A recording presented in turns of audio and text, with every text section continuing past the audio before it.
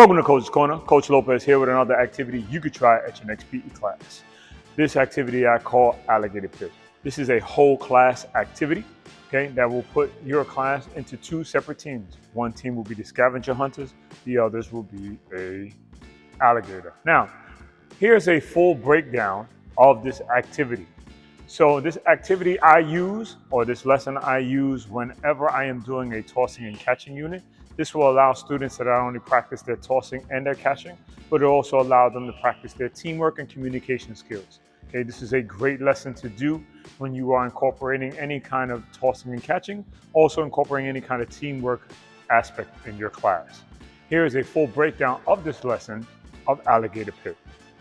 First thing you're going to need is the equipment.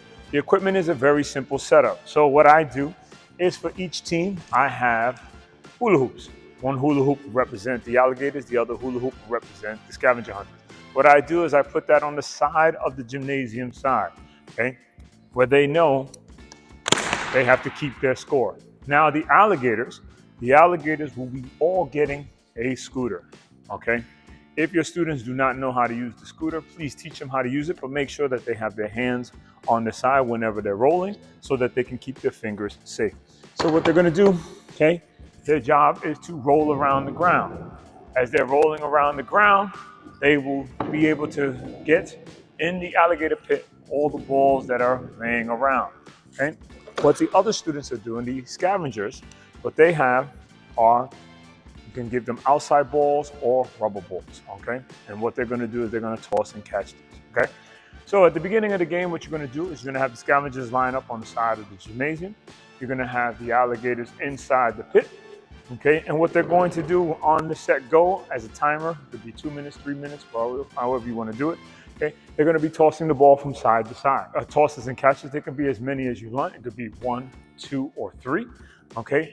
Now, when they toss the ball, if the ball is caught, if it's one catch, they're gonna take it, they're gonna run to the side, put the ball inside of their hula hoop for their point. If the ball is tossed and it is dropped in the alligator pit, okay, they can try to reach for it, but the job of the alligator, of course, is to go around collecting those balls that are in the pit and put it in their hula hoop. All right, that is the setup and the rules of the game. Now, when this game starts, again, what I do is I'll have the first team play as the scavengers, let them go through 3 or 4 minutes of trying to catch and toss the ball, trying to avoid the ball getting into the alligator pit to score as many points as they possibly can. Then they switch it. Then they become the alligators. While the alligators are going around trying to collect the balls to collect as many points as they can, well, after the round, they will switch and become scavengers. I usually do 3 rounds so we can do the best out of 3. All right, and it allows students to not only communicate, it also allows students to come up with a better game plan. Different variations of this game that I do, okay, is not only do I have the alligators go after, I can allow the alligators to go a little bit on land where the scavengers are, okay, just enough, maybe 2 feet enough to try to get a ball, while the scavengers can also put maybe 1 foot inside the alligator pit to try to get the ball inside, okay? That also can help score some points. As a recap, what the game is, again, is the scavenger hunters are trying to toss the ball back and forth, trying to make as many tosses and catches as you prescribed at the beginning of the game. The alligators are trying to get the balls that fall into the alligator pit. The team with the most balls at the end of the game, of course, or at the end of the round, are the winning team. You could try this at your next PE class.